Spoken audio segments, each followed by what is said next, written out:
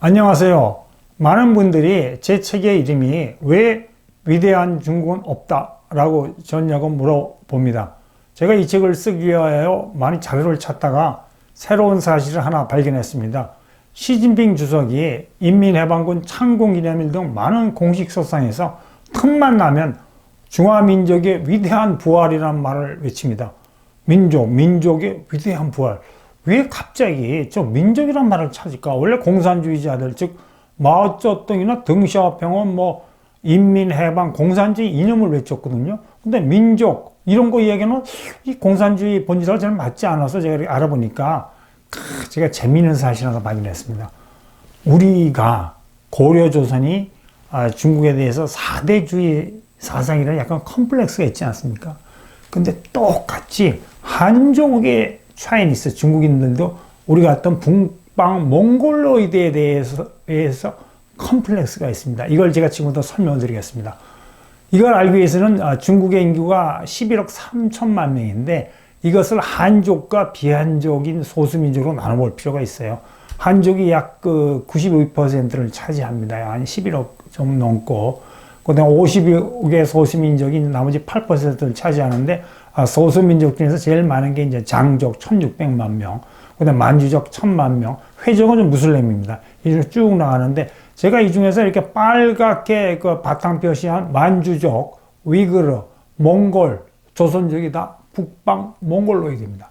그 다음에 지금 한족이 11억 3천만 명이지만 옛날에 있던 흉노족, 손비족, 거란족은 지금 다 정체성이 없어지지 않습니까? 이들은 모두 한화해가지고 한족이 되었습니다. 이렇게 본다면 동북아 역사를 한국과 중국 관계가 아니고 중원대륙에 있는 한족, 말장성 밖에 몽골촌이나 만주에 있는 북방 기마민족, 즉 북방 몽골리안입니다. 한반도의 고려조선, 우리도 인종적으로는 중국과 전혀 다른 북방 몽골리안입니다. 이 삼각관계를 보면은 중원대륙에 있는 한족은 엄청나게 북방 기마민족에다 당했습니다. 보십시오. 이렇게 순수하게 한족 왕조가 중국 대륙 전체를 지배한 거는 791년밖에 안 돼요. 한나라 405년, 명나라 276년, 그 다음에 중화민국 손문이 세웠죠. 그 다음에 마오쩌둥이 세운 중화민국공화국이 110년입니다. 나머지는 예를 들어서 원나라나 청나라 시대에는 완전히 수백만 북방 기마민족한테 한족 전체가 지배당하고요. 그 다음에 이제 당나라가 멸망한 다음에 5대 십국 시대가 있었거든요.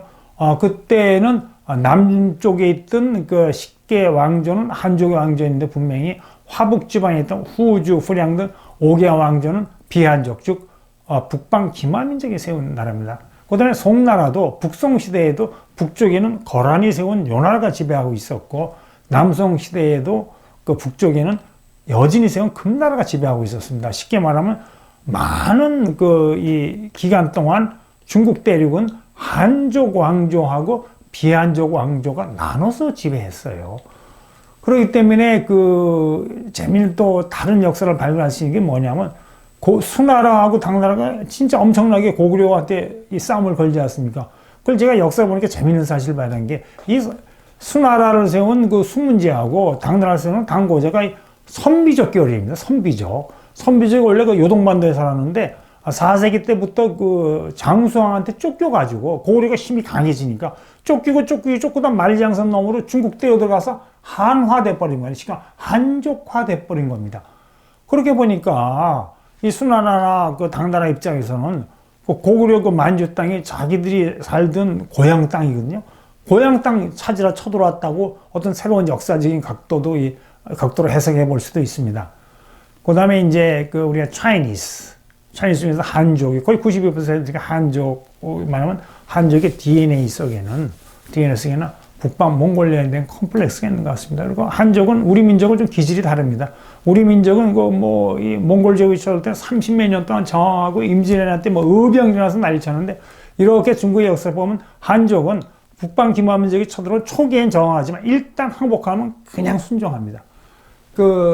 윤명글 의사가 상해 홍구공원에서 폭탄을 던져가고 일본 침략자들을 척살시키지 않았습니까? 이거를 딱 보고 국민당의 장개석 총통이 장제스가 야, 우리 중국군 100만 대군도 못한 일을 조선인 한 명이 해냈다고 감탄했답니다. 이 일제가 중국 대를 침략할 때 이 중국인 중에서는 우리 안중근 의사나 윤봉길 의사는 개인적으로 일제 침략자를 이렇게 막 척살시킨 예가 없답니다. 본질적으로 중국인은 강한 자에게 순종하는 이 민족이기 때문에.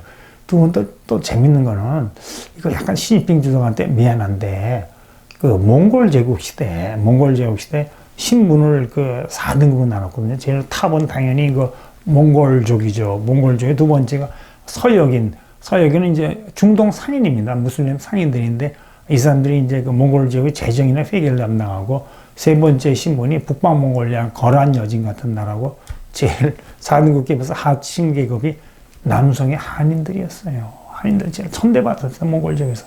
근데 우리 고려는 어느 위치냐면 몽골 제국이 사회국가였죠. 그러니까 이 거대한 몽골 제국의 황제가 자기 딸을 고려 왕한테 줬습니다.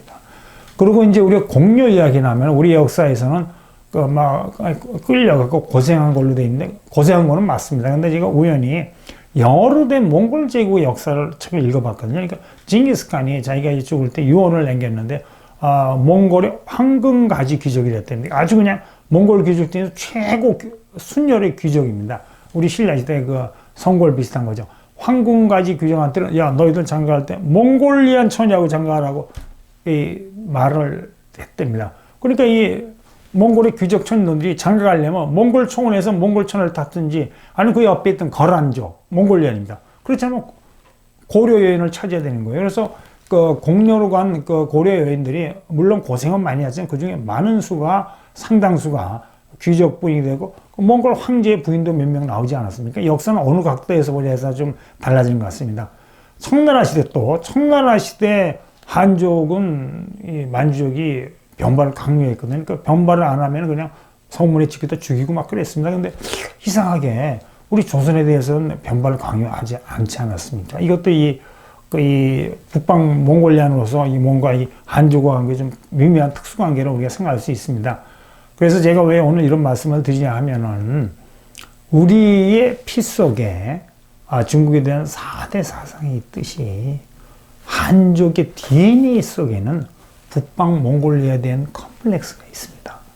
그렇기 때문에 시진핑 주석이 갑자기 위대한 중화민족 하는 거는 DNA 속에 내재되어 있는 컴플렉스가 나와서 호들갑을 떠는 거라고 저는 생각해요. 이럴 때 우리가 한중 관계에서 잘 대처하면 이게 활용할 수 있죠. 우리가 계속 신사대주로 굽슬거리면 계속 거드름을 피고 우리를 대한민국을 우습게 봅니다. 근데 우리가 강하게 당당히 나오면 한족의 DNA 속에 있던 컴플렉스가 발동을 하는 거거든요. 그러면 우리 대한민국을 대하는 자세가 달라질 겁니다. 우리가 중국을 대처하는 방법을 역사의 지혜 속에서도 배울 필요가 있는 것 같습니다. 자, 여러분 오늘 하시는 모든 일 원더풀 하십시오.